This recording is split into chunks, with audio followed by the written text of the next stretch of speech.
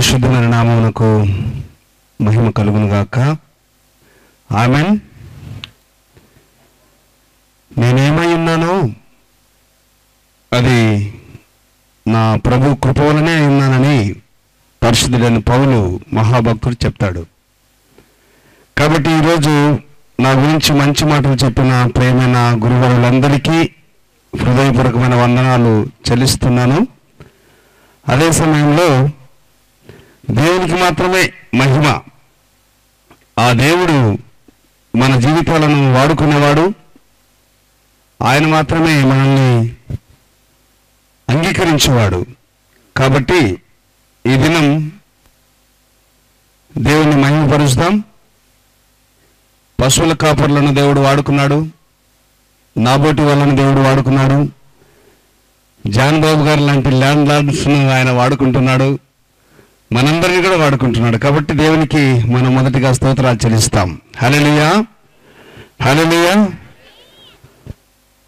ఈ చక్కని ఏర్పాట్లు, ఈ శ్రేష్టమైనటువంటి ఈ యొక్క ఉపవాస దినాలలో దైవ వాక్యాన్ని శ్రవణం చేస్తూ దేవుని స్తుతించేటువంటి భాగ్యం మనకు దేవుడు అనుగ్రహించినందుకు మనమందరం దేవునికి వందనాలు చెల్లిస్తూ ఇంత మంచి మీటింగ్స్ ఏర్పాటు చేసినటువంటి పాస్టేట్ చైర్మన్ గురుల వారు, రెవరెండ్ వేల్పుల ప్రసాద్ గురుల వారికి, ఈ సంఘ నాయకులందరికీ,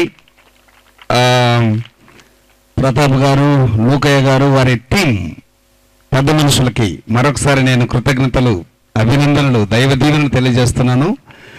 సువార్త ప్రకటించు వారి పాదములు సుందరంటే ఎర్రగిల్లిదర్లా ఎర్రగుండాలని కాదు, వారి పాదములు దుమ్మును మోసుకొని వెళ్ళి సువార్త ప్రకటించడానికి వెళ్తాయి. కాబట్టి వారు ధన్యులు. ఎందుకంటే ఆ సువార్త ప్రకటన ద్వారా దేవుడు ఆత్మల సంపాదన ఇచ్చాడు. కనుక ఇంత మంచి సహవాసం ఇచ్చిన బాబు గారికి వందనాలు చెల్లిస్తున్నాను. నిజంగా బాబు చెప్పినట్టు Lenten season very busy season. 2 రోజులుగా నా గ్రూప్ ఒక 10 మందిని ఒక వెహికల్ను పక్కన పెట్టి వాళ్ళని రిక్వెస్ట్ చేసుకొని మన సహవాసం కొరకు రావడం జరిగింది. ఆ 2 రోజుల గ్యాప్ నేను ఆదివారాలు కూడా పనిచేసి ముగించాలా, అందుకొరకు మీరు ప్రార్థన చేయండి. పెద్దలు నిన్న చూస్తామనుకున్నాం, మీరు లేకపోయినా మేము మిమ్మల్ని జ్ఞాపకం చేసుకున్నాం. మన సహవాసం కరెక్ట్గా ఒక 8 సంవత్సరాల క్రితట బాబు గారు, నేను, ఆయన మాకు డీలర్ చైర్మన్గా ప్రొద్దుటూరులో, నేను సెకండ్ సర్వీస్లో సెకండ్ చర్చ్లో ఉన్నప్పుడు వారి ప్రేమను నేను రుచి చూచాను. అదే సమయంలో ప్రభు యొక్క సేవ కలిసి చేశాం. కనుక రెవరెండ్ జాన్ గురుల వారు మహావేదాంతి, రెబెలియన్ థియోలోజియన్ అని మేము పిలుచుకుంటాం ఆయన్ను. ఎందుకంటే యాంటిథైటిక్ థియాలజీలో నుంచి ప్రభువును గొప్ప చేసేటువంటి ఒక మహాజ్ఞానం కలిగిన వారు.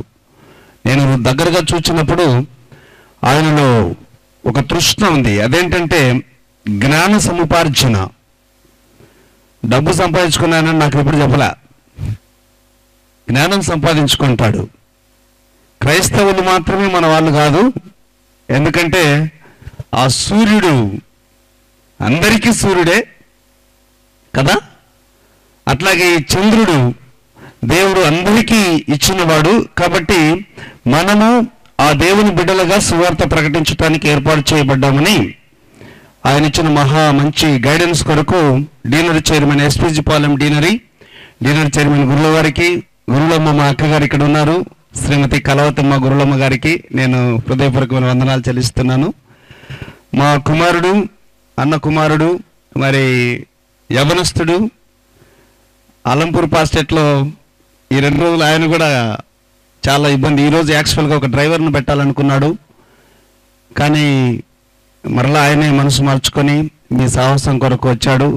చాలా బిజీగా ఉన్నప్పటికీ ఇంత మంచి సమయం మనందరి కొరకు ఇచ్చినటువంటి రెవరెండ్ కటారి ఇమ్మాన్యుయల్ బాబు గారికి నేను హృదయపూర్వకమైన వందనాలు, కుమారుడిగా దైవ దీవెనలు తెలియజేస్తున్నాను. ఆయన పంపించిన వాళ్ళ గురులమ్మ గారికి, మీనాక్షమ్మ గారికి కూడా నేను వందనాలు చెల్లిస్తున్నాను. మరొకసారి మీ అందరికీ, నా ప్రియమైన దేవుని బిడ్డలైన మీకు, ప్రభు యొక్క దేహంలో అవయవములైన మీ అందరికీ తలవంచి మీకు వందనాలు చెల్లిస్తున్నాను. ఎందుకంటే మీలో క్రీస్తున్నాడు కాబట్టి మీకు వందనాలు చెల్లిస్తే ఆయన చెల్లించినట్లే.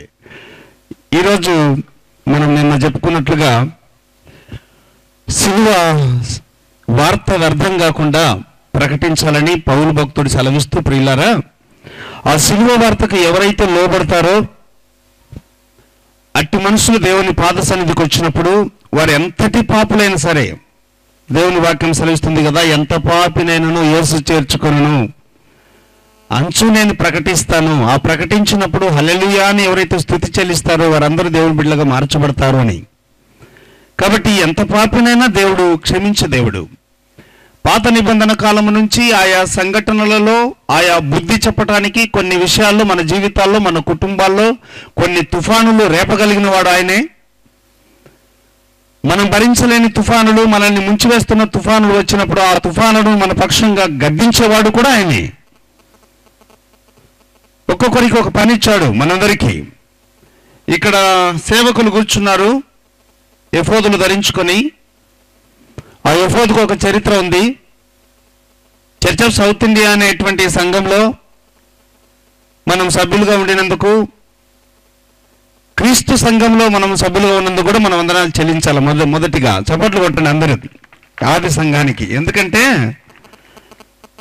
రోజు ఉదయాన్నే నేను 6 గంటలకు గుడికి వెళ్తూ ఉంటాను. ప్రతిరోజు కమ్యూనియన్ ఇవ్వడానికి వెళ్తున్నప్పుడు మా ఇంటికి పక్కన ఒక పెద్ద పెద్ద సమాధులు ఉన్నాయి. ఆ సమాధుల దగ్గరికి వెళ్ళి నేను ఆ టాబ్లెట్స్ చదివాను. అప్పుడప్పుడు ఎక్కడో పుట్టి, మెడికల్ లేదు ఆ రోజుల్లో, ప్లేగు వ్యాధి వస్తే, కలరా వ్యాధి వస్తే ఊర్లు శవాలు గుట్టలుగా మార్చబడేవారు. భయంకరమైన వేడి. ఇక్కడ ఇంగ్లాండ్ దేశంలో ఇలాంటి డ్రై ల్యాండ్ కనపడదు. పచ్చటి తివాసి, ఇట్లా ఈ తివాసి ఎట్లుందో అట్లుంటుంది భూమి అంతా. అలాంటి దేశం నుంచి వచ్చి ప్రార్థన చేసి మన కొరకు, మన రక్షణ కొరకు సువార్తను ప్రకటించి, ఈ వాతావరణం పడక, ఇక్కడ మెడిసిన్ లేక, డాక్టర్లు లేక, వారు, వారి పిల్లలు, వారి భార్యలు శవాలుగా మార్చబడితే సువార్త ప్రకటించిన తర్వాత వారి సమాధులు ఇక్కడ ఉన్నాయి. కర్నూలులో ఉన్నాయి, నంద్యాలలో ఉన్నాయి, ముత్యాలపాడులో ఉన్నాయి, కలసపాడులో ఉన్నాయి. మన సంఘాల్లో చర్చల్లో పెట్టినాం వారి యొక్క దేహాలు. అక్కడికి వెళ్ళినప్పుడు ఒక కమిట్మెంట్ అర్థమవుతుంది. ఏంటి ప్రభువా వీళ్ళు ఎక్కడి వారు, వీళ్ళకు మేమేమవుతాం? 1852వ సంవత్సరానికి పూర్వము ఆంధ్రప్రదేశ్ అంతా కూడా చెట్లకు పుట్టలకు ముక్కేవారు. పద్మశాలి అనే ఆ కులంలో వెలివేయబడిన తర్వాత నేతగాళ్ళుగా మా నాన్న, మా చిన్నాయన వాళ్ళు 4 గ్రామాలకు నేత నేసేటువంటి వారు. వారి జ్ఞాపకార్థం ఈరోజు కూడా మేము ఆ మగ్గము అవన్నీ మా అన్న వాళ్ళు ఎత్తి పెట్టుకున్నారు ఊర్లో. అలాంటి పరిస్థితుల్లో వేరే సృష్టిని పూజ చేసే ఈ పరిస్థితుల్లో యేసుస్వామి యొక్క సువార్తను వారు ప్రకటించడం ద్వారా మనము దేవుణ్ణి అంగీకరించి ఈ ఆది సంఘంలో మొట్టమొదట ఈ సువార్తను, ఈ దైవ వాక్యమును మనకు అందించినటువంటి సంఘం ఏదన్నా ఉందా అంటే అది నువ్వు ఉన్నటువంటి సంఘం. దేవుని స్తోత్రం కలుగును గాక, హల్లెలూయా. ఆ సంఘం ఈనాడు మాలాంటి గురువులు 5,000 మంది ఉన్నారు చర్చ్ ఆఫ్ సౌత్ ఇండియాలో. మీలాంటి విశ్వాసులు 4,50,00,000 మంది ఉన్నారు. నంద్యాల అధ్యక్ష మండలం లాంటి డయాసిస్లు 24 డయాసిస్లు ఉన్నారు, 24 మంది బిషపులు ఉన్నారు. మన అధ్యక్ష మండలం 5 జిల్లాల్లో ఇలాంటి గురువులు 100 మంది ఉండి ఒక్కొక్క గురువు వెనక 45,000 నుంచి 60,000 మంది వరకు జనం వాళ్ళ కొరకు ప్రార్థించడానికి వీళ్ళని ఎన్నుకొని, ఇదిగో నీ తండ్రిని విడిచిపెట్టి, నీ తల్లిని విడిచిపెట్టి, నీ ఇంటిని వదిలిపెట్టి, నీ బంధువులను వదిలిపెట్టి, నా నిమిత్తమై, నా సేవ నిమిత్తమై ఏదైనా నువ్వు నీ వలను వదిలిపెట్టినట్లయితే, నువ్వు నా దగ్గరికి వచ్చినట్లయితే నేను నిన్ను జనములకు ప్రవక్తగా చేస్తానని సెలవిచ్చిన ఆ దేవుని కాడి మోయటానికి సమర్పించుకొని అంగీకరించి వచ్చిన ఈ గురువులు చేయవలసిన పని ఏంటంటే, ఇదిగో నేను సమయమందును అసమయమందును, ఆకలి దప్పులతోను, జాగరణములతోను, 3 రాత్రులు 3 పవన్లు ఆ సముద్రంలో ఓడ పగిలిపోయి ఒక చిన్న చెక్క పట్టుకొని ఈదుకుంటూ నేను వెళితే అనేటువంటి దీపాలు చేరేంత వరకు అక్కడున్న జనాలకు సువార్త ప్రకటించడానికి దేవా నువ్వు నాకు ఇచ్చిన ఈ శ్వాస, తుది శ్వాస వరకు, until the last breath I be as your servant for the preaching of gospel of Christ. దేవా నీ సువార్త ప్రకటించడానికి చివరి తుది శ్వాస వరకు నేను బ్రతుకుతాను ప్రభు అంటే అలాంటి కమిట్మెంట్ కలిగినటువంటి గురువులు సేవ చేస్తున్నారు, సేవకులు సేవ చేస్తున్నారు. ఈ సేవ వ్యర్థమైనది కాదు. ఈ సేవ ఎందుకొరకంటే ప్రభు ఇచ్చిన ఒక మాట నేను మీకు ఈరోజు గుర్తు చేస్తాను. లూకా సువార్త 19వ అధ్యాయము, జక్కయ్య కుటుంబంలో స్వామి చెప్పిన మాట 10వ వచనం. మీ అందరూ తెలిసిన మాటే కదా. ఎందుకు వచ్చినాడంట మనుష్య కుమారుడి లోకానికి? నశించిన దానిని వెదకి రక్షించటానికి మనుష్య కుమారుడు ఈ లోకానికి వచ్చినాడు. మేమేం నశించిపోతున్నామా? సునామీ రావట్లేదు కదా, భూకంపం రావట్లేదు కదా అని మనం అనుకోవచ్చు.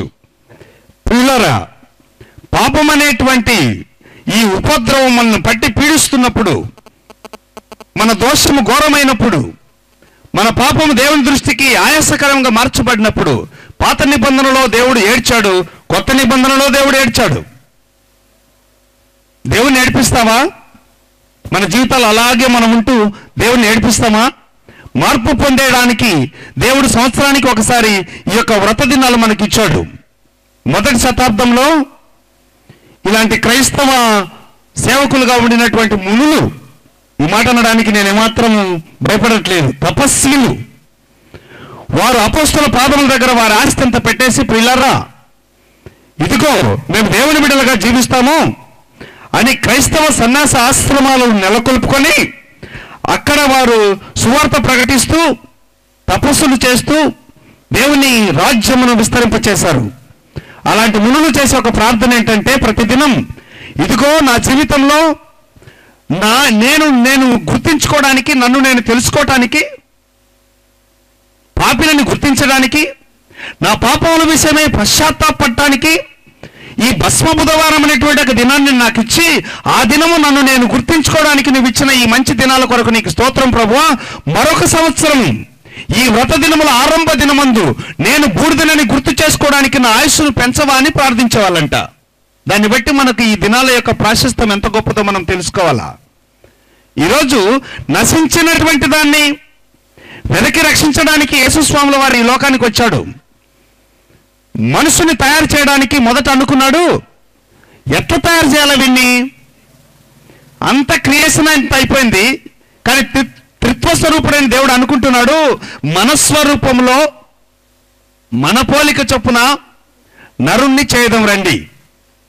70 సంవత్సరాలు బ్రతికిన మనిషి 6.5 సంవత్సరం అద్దం ముందు నిలబడతాడంట. ఈ డ్రెస్ బాగలేదని ఆ డ్రెస్సు, ఆ జడ బాగలేదని ఈ జడ, ఈ చీర బాగలేదని ఆ చీర. టౌన్లో అయితే, మనకైతే అంత లేదులే. ఒక ఫంక్షన్కి పోవాలంటే ఈ అయ్యగారు సిద్ధపడి కనీసం అంటే ఒక 2 గంటలు వెయిట్ చేయాలి ఆమె కొరకు. ఇలాంటి ఈ వ్యక్తి ఎట్లా ఉన్నాడు ఈ స్వరూపం అంటే, వాక్యంలోనికి మనం వెళ్ళినప్పుడు దేవుని స్వరూపంలో మనం తయారు చేయబడ్డామని దేవుని వాక్యం సెలవిస్తుంది. Hallelujah, hallelujah. We are created in the image of God. దేవుడు ఎలా ఉంటాడు? రాత్రి అనుకున్నాం మనం, ఆయన ధవలవర్ణుడని, రత్నవర్ణుడని. పరమగీతంలో ఆయన గురించి వర్ణిస్తూ ఆయన కళ్ళు గువ్వ కన్నుల వంటివంట, ఆయన వెంట్రుకలు కృష్ణవర్ణములు కలిగి వంగరములు వంకలు కలిగి ఉన్నాయంట ఆయన వెంట్రుకలు. ఆయన పాదములు అపరంజని పోలినటువంటి పాదములట. ఆ దేవుని గురించి వర్ణిస్తున్నప్పుడు ప్రియులారా, అంత గొప్ప దేవుని స్వరూపం నీకిచ్చాడు. మనమేమనుకుంటున్నామంటే, ఈ స్వరూపం నాదనుకొని ఈ స్వరూపం కొరకు ఎంతో ఇబ్బంది పడుతున్నాం, ప్రయాసపడుతున్నాం. అయితే ఈ స్వరూపము నాశనమైపోయే దినం వస్తుంది. దాన్ని తప్పించుకోవడానికి యేసయ్య ఆదికాండములో ఈ ప్రజలను చూచినప్పుడు, నా స్వరూపంలో తయారు చేయబడినటువంటి ఈ మనుషులను నేను చూచినప్పుడు అయ్యో అని నేను సంతాపపడుతున్నానని ఏడ్చాడు. అందుకే ఒకసారి అగ్నితో, ఒకసారి జలములతో, అనేక పర్యాయాలు రోగాలతో, అనేక పర్యాయములు శ్రమలతో, భూకంపాలతో వారిని నాశనం చేస్తానే ఉన్నాడు. కానీ మారు మనసు పొందటంలా, భయపడటం లేదు దేవుడికి. యోనా కాలం వచ్చేసరికి క్రీస్తుకు పూర్వం 306వ సంవత్సరంలో వ్రాయబడినటువంటి గ్రంథం ఇది. యోనా అనగా అర్థం ఏంటంటే గువ్వ అని. గువ్వ అంటే పౌరం అందమా? గువ్వ కన్నులు ఎప్పుడు మీరు చూస్తే నీళ్లు వలకపోసినట్లుగా ఉంటాయి. కన్నీటి ప్రార్థనకు గుర్తు. ఈ గువ్వలో మిగిలిన పక్షులన్నిటికీ ఇది వ్యతిరేకమైనది. మిగిలిన పక్షులన్నిటికీ దాని గుండెలో ఆ చేదు అనేది ఉంటుంది, కానీ ఈ గువ్వకు మాత్రం ఆ చేదు ఉండదు. ఇది ఎగరడంలో ప్రారంభం చేస్తే అలసిపోయినటువంటి పక్షి. ఇది జీవితంలో పరిశుద్ధత కలిగినటువంటి పక్షి. ఇది ఒక జత కట్టిందంటే ఆ జత చచ్చిపోయిన తర్వాత కూడా ఒంటరిగానే ఉంటుంది, కానీ మరొక పక్షితో జత కట్టదు. ఇలాంటి పేరు పెట్టబడినటువంటి యోన గువ్వ దేవుడు సెలవిస్తున్నాడు, సేవకులారా మీరు వెళ్ళి పలాని పాములపాడనే గ్రామంలో సువార్త ప్రకటించండి. ఆ శిలువను గురించినటువంటి వార్త మేము ప్రకటిస్తూనే ఉన్నాం. ప్రకటించినప్పుడు ప్రకటించేటువంటి ఈ భాగ్యము, ఈ పని నేను మీకు ఇచ్చాను, మీరు ఆ పని చేయాలా. యేసయ్య కూడా అంటాడు భూమి మీద, ఇదిగో సమీప గ్రామములకు వెళ్ళి సువార్తను ప్రకటించుదాం రండి అని శిష్యులతో చెప్తూ, ఇందు నిమిత్తమే కదా నేను పంపబడితిని అంటాడు. క్రిస్మస్ జరిగించుకుంటాం కదా చాలా బాగా, క్రీస్తు యొక్క జన్మదినమని. కానీ క్రిస్మస్లో సువార్త మర్చిపోతే కష్టం. సువార్త ప్రకటించడానికి యేసుస్వామి వచ్చాడు. ఆయన ప్రకటిస్తూ, ఎవడైతే పంపబడిన వాడు లేకపోతే ప్రకటించే వార్త లేదు కనుక ప్రకటించే వార్తను ప్రకటించడానికి నేను పంపబడ్డానికి కొంతమందిని ఎన్నుకున్నాను. ఈ ఎన్నుకోబడినటువంటి వారి లక్షణం ఇక్కడ మనం చూస్తున్నాం. మీరు వెళ్ళి సర్వలోకానికి వెళ్ళి సర్వ సృష్టికి సువార్తను ప్రకటించండి. మన భారతదేశానికి మొదటి శతాబ్దంలో యేసుస్వామి చనిపోయిన తర్వాత సువార్త వచ్చింది. కేరళ ప్రాంతంలో మలబారు అనేటువంటి గ్రామంలో ఆ పట్టణానికి సముద్ర ప్రయాణం చేస్తూ వస్తున్న యేసుస్వామి యొక్క శిష్యుడైన థామస్ ఉన్నారు. ఇక్కడ థామస్లు ఆయన సువార్త ప్రకటిస్తూ ఒక ఛాలెంజ్ వచ్చింది ఆయనకి. సూర్యుడిని మీరు దేవుడిగా పూజ చేస్తున్నారు కదా, సూర్యుడిని కలుగజేసిన వాడు ఒకడున్నాడు, ఆయన నీతి సూర్యుడు, ఆయనను మీరు పూజ చేయాలా. మద్రాసులో పోటీ పడింది కర్మేలు పర్వతం మీద జరిగినట్లుగా. మీరు ఈ సముద్ర నీళ్లు తీసుకొని సూర్యునికి వేస్తే అవి కిందికి వస్తున్నాయి. సూర్యుడు ఉదయిస్తాడు, అస్తమిస్తాడు. నా నీతి సూర్యుని నామమున నేను ఆయన ఆరాధిస్తున్నాను చూడమని ఈ థామస్ నీళ్లు ఆకాశంలోకి ఎగురవేసి, ఇవి నీకు పాదార్పణం, అక్కడే ఉండిపోవాలన్నాడు. చప్పట్లు కొడదాం, హల్లెలూయా హల్లెలూయా. ఆ నీళ్ళు అక్కడ నిలవగా ఆనాటి కల్లి, కలయంకల్, పాకల మట్టం, శంఖపూరి అనేటువంటి ఇంటి పేర్లు కలిగిన మహాబ్రాహ్మణులు, అయ్యో ఇదేంటిది అని ఆశ్చర్యపోయి ఆయన పాదాల దగ్గరికి వచ్చి ఆ సువార్తను అంగీకరించినప్పుడు భారతదేశంలో మొట్టమొదట ఇలాంటి క్యాసెట్ వేసుకున్నటువంటి గురువులు ఎవరంటే ద్విజులైనటువంటి బ్రాహ్మణులు. హల్లెలూయా హల్లెలూయా హల్లెలూయా. ద్విజులు 2 జన్మలు కలిగిన వారు. ఈ ద్విజులు ఉపనయనం జరిగినప్పుడు ఈ యజ్ఞోపవితం ద్వారా 2వ జన్మని వారు గాయత్రి మంత్రం నేర్చుకున్న తర్వాత మేము తిరిగి పుట్టామనేటువంటి ఆ గొప్ప కాన్సెప్ట్ కలిగినటువంటి మహాపండితులు. కాలక్రమంలో వారిని గురువులుగా థామస్ ప్రకటించాడు, అభిషేకించాడు, సువార్త ప్రకటించమని చెప్పాడు. అనేక అద్భుత కార్యాలు దేవుడు చేస్తా ఉన్నాడు. సూచక క్రియల ద్వారా సువార్త ప్రకటించబడి స్థిరపరచబడుతున్న ఆ దినాలలో వీడు బతికుంటే మన కష్టమని చెప్పేసి కొంతమంది ఆయన ప్రార్థించుతూ ఉండగా బల్లెముతో ఆ థామస్ను పొడిచారు. రక్తపు అడుగులు వేసుకుంటూ ఆయన ఒక కొండ మీదకి వెళ్ళి ఆయన చేతులతో చెక్కబడినటువంటి ఒక బండ మీద పరిశుద్ధాత్మ పావురం రూపంలో దిగి వస్తున్నట్లుగా వేయబడినటువంటి ఆ బండ మీద ఆయన ఆ బండను కౌగులించుకొని ఆ కొండ మీద మరణిస్తే సెంట్ శాంతోమ్ అనేటువంటి చర్చిలో ఆయన భూస్థాపన చేశారు. మీరు ఎప్పుడైనా చెన్నై వెళ్తే అక్కడికి వెళ్ళి ఆయన సమాధి ఆల్టర్ కిందనే ఉంది, అది మీరు చూడొచ్చు. తర్వాత కాలంలో ఆయన దేహంలో ఈ చిన్న వేలులోని ఈ చిన్న ఎముక తప్ప మిగిలినంతా తీసుకొని వెళ్ళి అక్కడ వారు భద్రపరిచారు వాటికన్లో. ఆ చిన్న ఎముక మాత్రం ఒక సిలువకు మధ్యలో ఫిక్స్ చేసి సెంట్ థామస్ చర్చిలో దానిని ఏర్పాటు చేశారు. ఆయన సువార్త ప్రకటిస్తే ఆ సువార్త రక్తము ద్వారా అది విస్తరించి పరిశుద్ధపరచబడి ఈనాడు నీవు నేను మనందరము స్తుతించడానికి, ఆరాధించడానికి, గణపరచడానికి, ప్రభువును మహిమపరచడానికి, ఆయన్ను కొనియాడడానికి, ఆయన రక్షణ సుమముల పరిమళాన్ని మనము గ్రహించడానికి ఈరోజు దేవుడు ఈ సువార్త మనకు అనుగ్రహించినాడు. ఆనాటి ఆ సేవకుల ప్రకటన ద్వారా సువార్త ప్రకటనకు ఎంతో చరిత్ర ఉంది. బిషపులు నీకు యేసు స్వామి కావాలా, నీ ప్రాణం కావాలంటే జాన్ కెల్విన్ అనేటువంటి అలాంటి గొప్ప గొప్ప బిషపులు వారి గుండెకు ఈ బైబిల్ని పెట్టుకొని ఈ బైబిల్ నాకు కావాలన్నప్పుడు వారి గ్రంథాలతో పాటు వారిని నిలువుగా కాల్చివేస్తుంటే సజీవ దహనమవుతూ దేవానికి స్తోత్రం ఇదిగో హల్లెలూయా అని సెలవిస్తూ నా ప్రాణత్యాగం ప్రభు అనేక ఆత్మలకు బీజముగా మార్చబడాలి ప్రభు అని కన్నీళ్లు కార్చి ప్రాణం ఇచ్చారు. ఎన్ని అక్షరాలు ఉంటాయో అంతమంది చనిపోయి ఉంటారు. నీరో చక్రవర్తి ఇలాంటి చీకట్లో ఒక్కొక్క స్తంభానికి ఒక్కొక్క క్రైస్తవులను కట్టివేసి వారి మీద తారబోసి వారికి అగ్ని నిప్పు అంటించి ఆయన సిగరెట్ ఆ అగ్నితో కాల్చుకునేవాడు. వీళ్ళు కేకలేసి చనిపోతూ ఉంటే క్రైస్తవులను. అయినా ప్రేమ వార్తను ప్రకటించడం మానుకోలేదు. ఆ ప్రభు వార్త కొరకు ఈరోజు మనం సిద్ధపడ్డాం కనుక ఇచ్చిన పని మనం ప్రభువును స్తుతించేటువంటి పని చేయడానికి ఎన్నో ప్రయాసాలు, ఎన్నో ఆటంకాలు ప్రియులారా. యేసుస్వామి అంటున్నాడు, గెత్సేమనే తోటలో ఆయన మోకరించి ప్రార్థన చేస్తున్నప్పుడు చెమట రూపంలో ఆయన రక్తమంతా ఈ తెల్లటి ఎఫోదును ఎర్రగా మార్చబడినప్పుడు ఆయన చేతులెత్తి ప్రార్థన చేస్తూ యోహాను సువార్త 17వ అధ్యాయం 4వ వచనంలో సెలవిస్తూ, అయ్యా చేయుటకు నీవు నాకు అనుగ్రహించిన భూమి మీద అనుగ్రహించిన పని సంపూర్ణముగా నేను నెరవేర్చి నిన్ను మహిమపరిచితిని అంటాడు. ఒక్కొక్కరికి ఒక పని భూమి మీద చేయడానికి. ఈ యోనాకు ఒక పని ఉంది. అదేంటంటే, యోనా నీనెవే పట్టణపు ప్రజల యొక్క దోషము నా దృష్టికి ఘోరమైంది.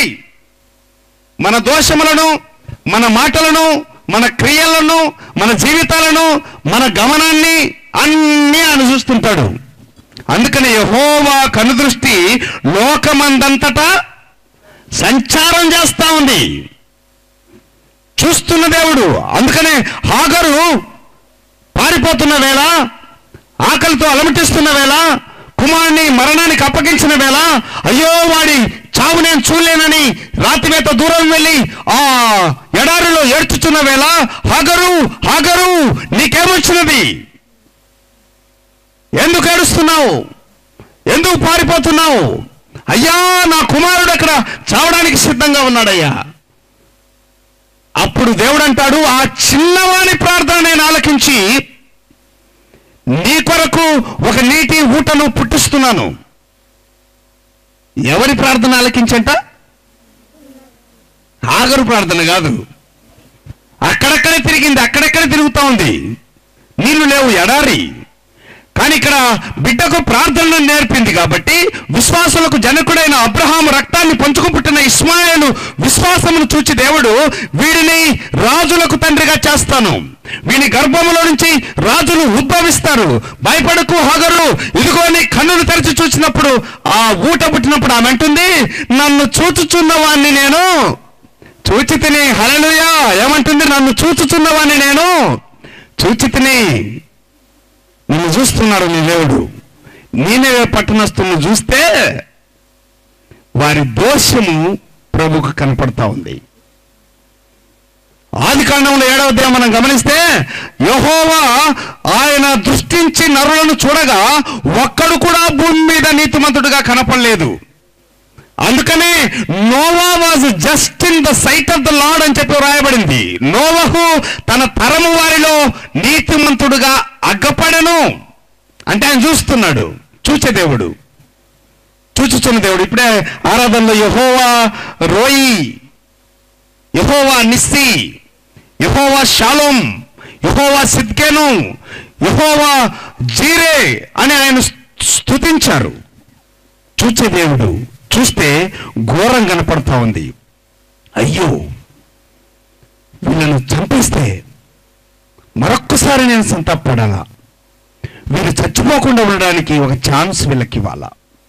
అందుకని ఈ లెంట్ అనగానే it's a chance to repent, మారు మనసు పొందడానికి ఒక అవకాశం. అనేక సేవకులు వారి వారి సంఘాల్లో ప్రార్థన, ఉపవాస ఆరాధనలు పెట్టి సిలువను గురించిన వార్త ప్రకటించి మన జీవిత స్థితిని తెలుసుకొని బ్రతకండి అని ప్రభువును ఆరాధిస్తూ సువార్త ప్రకటిస్తుంటే అనేక మంది మారు మనసు పొందుతూ ఉన్నారు, రక్షణ పొందుతూ ఉన్నారు. నీనెవే పట్టణస్థుల దోషము ఘోరమైంది కాబట్టి నీవు లేచి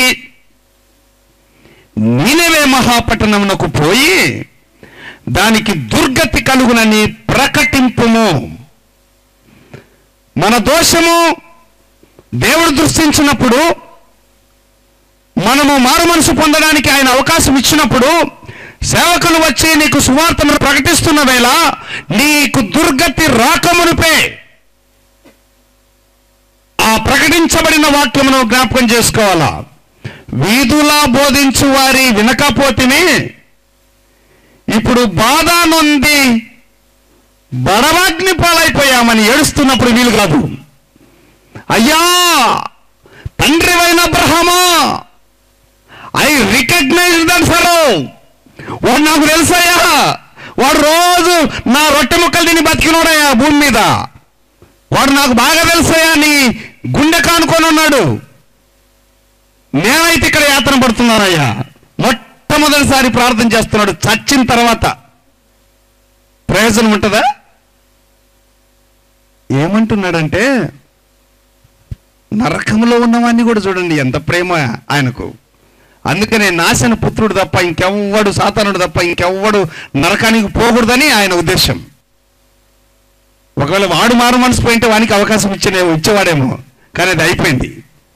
ఈరోజు దేవుని బిడ్డలారా, ఈ యోనా ప్రకటన ద్వారా ధనవంతునితో మాట్లాడుతున్న నా కుమారుడా, నరకంలో ఉన్నాన్ని నరకపాత్రుడా అనాలా? ప్రేమ లేని వాడుగా భూమి మీద బ్రతికావు కాబట్టి ప్రేమ లేనివాడు అనాలా? భూమి మీద దొంగతనం చేసేవాడిని ఏమంటాం? దొంగ అంటాం కదా, దొంగోడు.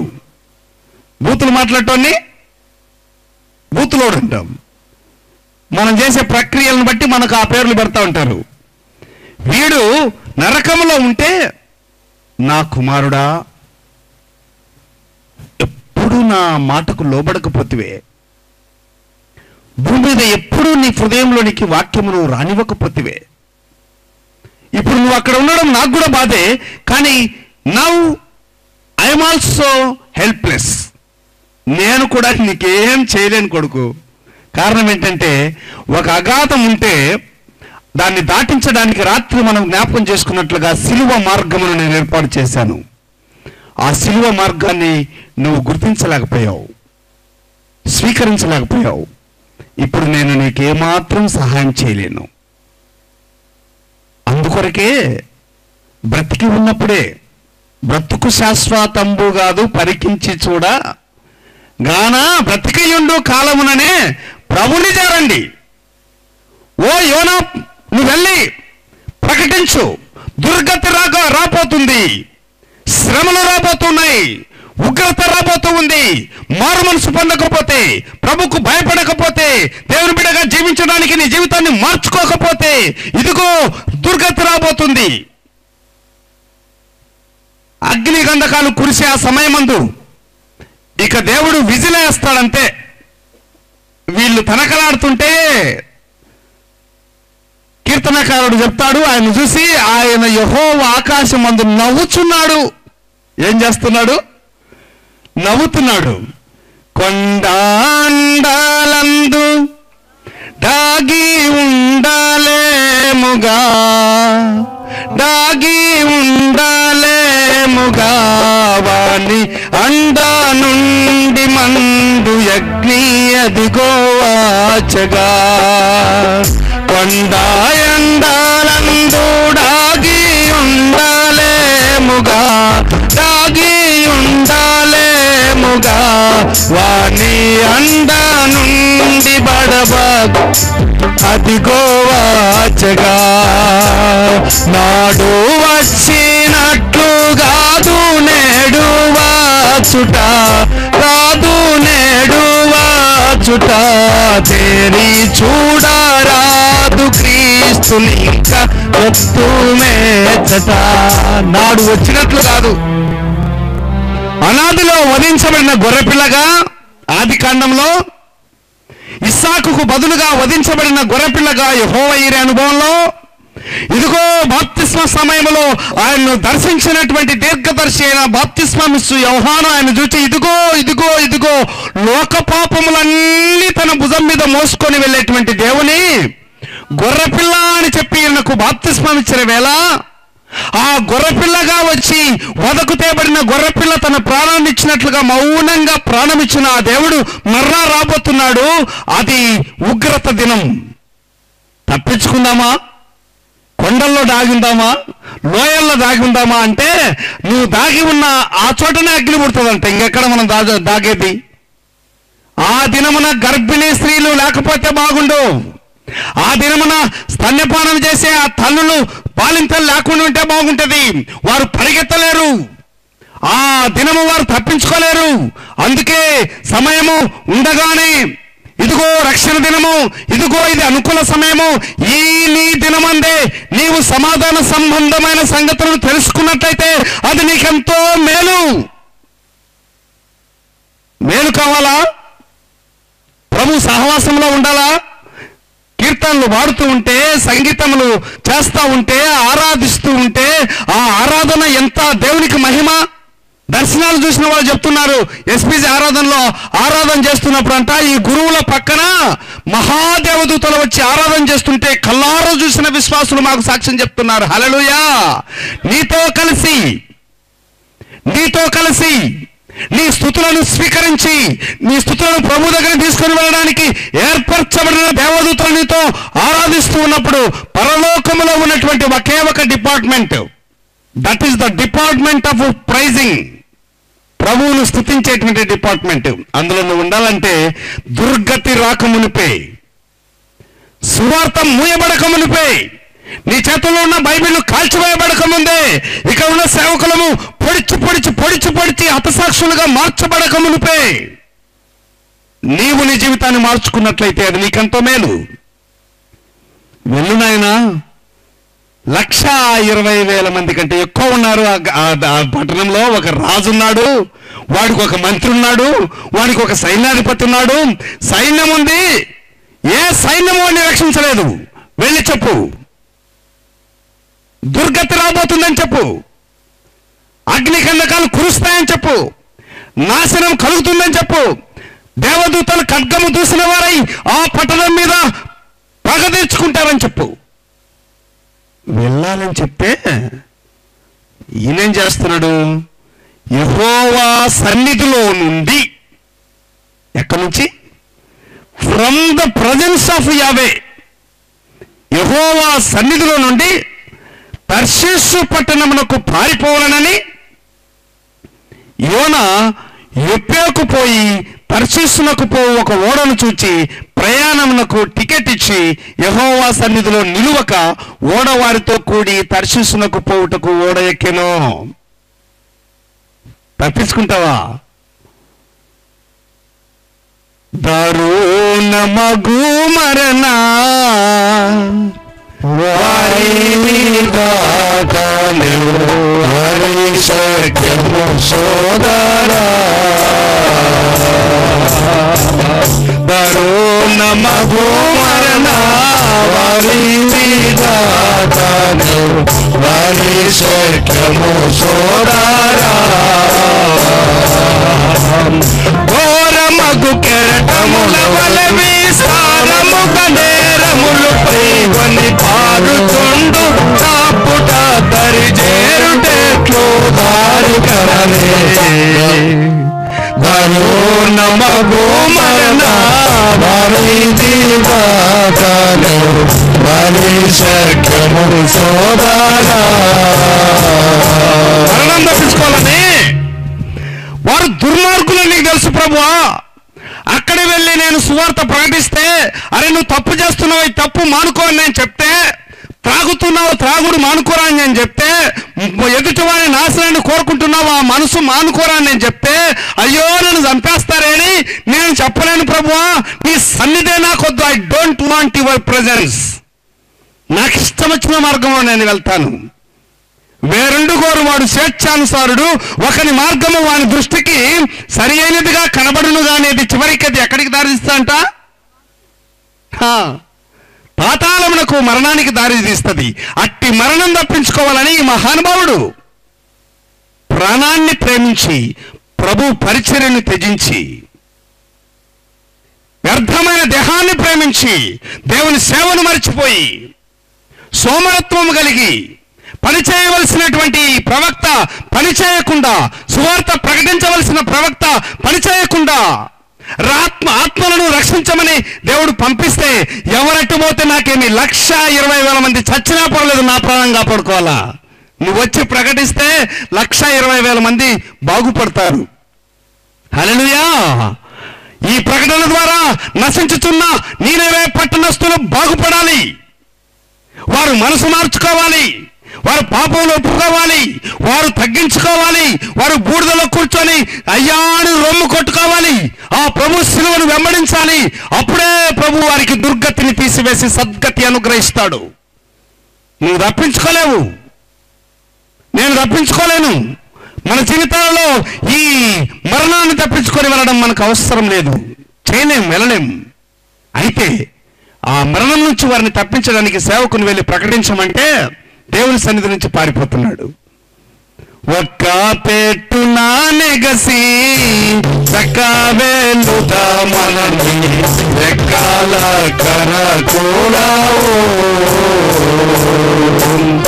ఎక్కడైనను నోడగనుగొని ఎక్కిపోదామని తలంచిన చెక్క నిర్మితమైన ఓడ దగ్గరకు రావేమి చేతుము, దరుణమగు మరణ వారిది దాటను వారి శక్యను సోదరా.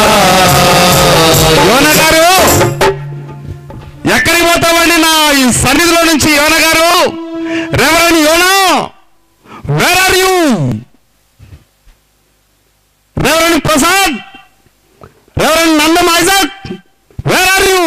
What are you doing? నేను చెప్పిందేంట్రా, నువ్వు చేసేదేంట్రా? ఎక్కడికి వెళ్తున్నావు? ఆ సువార్త ప్రకటించమంటే, ఆత్మను రక్షించమని నేను నిన్ను ఎన్నుకుంటే, నా ఆత్మతో, నా అభిషేకంతో నేను అభిషేకించుకుంటే, ఇదిగో ఆత్మల భారం లేక చచ్చిపోయిన ఆత్మతో గువ్వ వంటి నీవు రాబందుగా మార్చబడ్డావు. Where are you? ఎక్కడ? ఏం చేస్తున్నావు?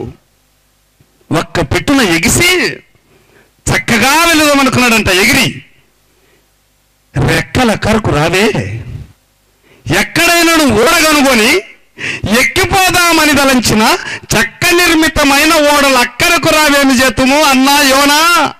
చక్కలతో నిర్మించిన ఓడలో ఎక్కి వెళ్ళిపోదామనుకుంటే అవసరం లేదన్నా, నువ్వు తప్పించుకోలేవన్నా. సువార్త ప్రకటించి రాజు దగ్గర నిలబడి వాడిని గద్దించమని చెప్తే నీ ప్రాణం దక్కించుకోవడానికి ఓడ ఎక్కిపోదామని తలంచావన్నా. చెక్కతో నిర్మించిన ఓడలు అక్కడికి రావేం చేస్తావన్నా? టికెట్ తీసుకొని ఓడలో ఎక్కి ఇక పండుకున్నాడు. సరిపోయి బాబా 4 ఆదివారాలు చేస్తే జీతం వస్తుందనో, పావులు పడలో కోర పడక చేస్తే దేవా ఈ బిడ్డలందరూ దీవించమని చెప్తలే, అప్పుడు చూసుకుందామనో. కష్టపడిన వారి కష్టాలు పంచుకోకుండా, హాస్పిటల్లో ఉన్న వారిని దర్శించకుండా, మరణించిన వారి కుటుంబాలు సందర్శించకుండా, చదువుతున్న బిడ్డల కొరకు ప్రార్థించకుండా, మోకరించి ప్రార్థించి నీవు చేస్తున్న పని ఏంటంటే, ఇదిగో అతను 6వ వచనం చదువుకుందాం. అప్పటికి యోనా ఓడ దిగువ భాగంలోకి పోయి పండుకొని గాఢ నిద్రపోయి ఉండెను. అంతకు ముందే దేవుడు 4వ వచనం చూస్తే, యెహోవా సముద్రము మీద పెద్ద గాలి పుట్టింపగా సముద్రమందు గొప్ప తుఫాను రేగి ఓడ బద్దలైపోవు గతి వచ్చును.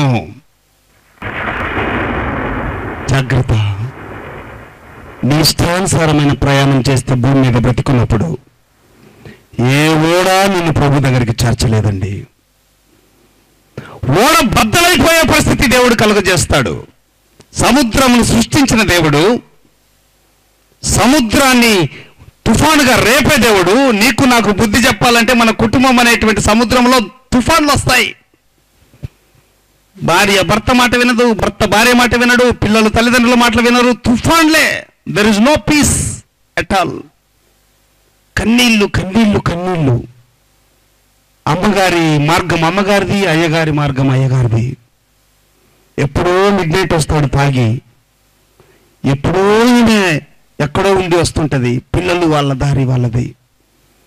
కుటుంబంలో ప్రార్థన ఉండదు, కుటుంబంలో వాక్యపఠన ఉండదు, కుటుంబంలో దేవుని స్తుతి ఉండదు.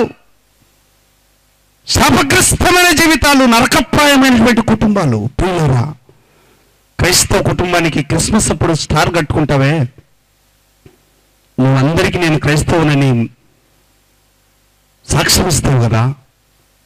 మరి ఆ వెలుగు నీ హృదయంలోకి వచ్చి మాదిరికరమైన కుటుంబంగా మనం ఉన్నామా? ఏమైనా పారిపోతున్నాడండి. సువార్త ప్రకటించి నోరు తెరచాల్సినటువంటి వ్యక్తి నోరు మూసుకొని మామూలు నిద్ర కాదు, గాఢ నిద్ర. మరి ఇప్పుడు నాకు ఒక వాక్యం నేను మీకు గుర్తు చేస్తాను. ఈ నిద్ర దేంతో సమానము? అపోస్తలుల పరిశుద్ధ పౌలు ఎఫెసీ సంఘానికి రాసిన పత్రిక 5వ అధ్యాయం 14 వచనం త్వరగా చదవండి. 5:14.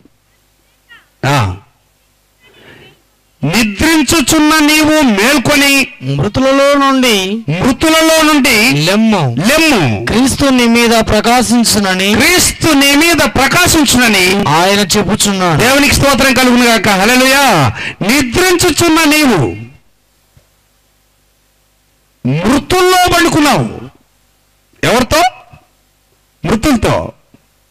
ఒక్కరోజు మృతు. అసలు చాలా మంది మా గురువులే చచ్చిపోతే ఆ శవాన్ని తాకి శిలువ గుర్తు వేయరు. అమ్మ ఎందుకు వచ్చింది నాకు చట్లని. చాలా సంతోషం.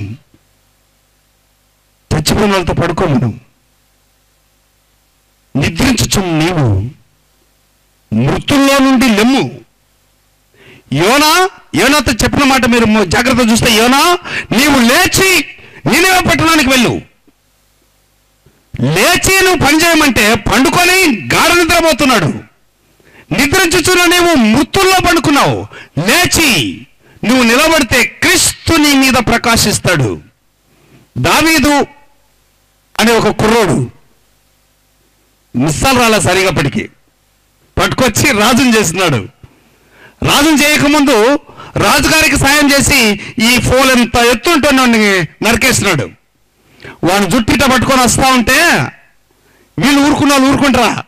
ఏమంటున్నారు చెప్పండి? అబ్బా ఈ పిల్లోడు ఎస్ఐ కుమారుడు అసాధ్యుడురా, ఒక్క రాయి పట్టుకొని ఒడిశల్లో పెట్టుకొని తిప్పి వాడిని 40 రోజులు తోడగొట్టినాడు రా వీడు వాళ్ళ అన్నోళ్ళ మీదకి. అరే ఇశ్రాయేలీయులు ఎవరైనా ఉంటే రండి, మాలో నుంచి నేను ఒక్కడిని వస్తా, మనిద్దరం ఫైట్ చేద్దాం. మీరు గెలిస్తే మేమందరం మీకు లోపడతాం, మేము గెలిస్తే మీరంతా మాకు లోపడాలి, మాకు బానిసలు కావాలని ఛాలెంజ్ చేస్తుంటే పౌరుషం కలిగినటువంటి కుర్రోడు క్రైస్తవుడుగా క్రీస్తులో పౌరుషం కలిగి బ్రతకాలి. ఆత్మల సంపాదన కొరకు పౌరుషం కలిగి బ్రతకాలి. అందుకే అన్నాడు, యుద్ధము. మీరు బాగా పాడతారు కదా పాట, అది పాడండి. యుద్ధము యెహోవాదే, యుద్ధము యెహోవాదే, యుద్ధము యెహోవాదే, యుద్ధము యెహోవాదే. రాజులు మనకెవరు లేరు,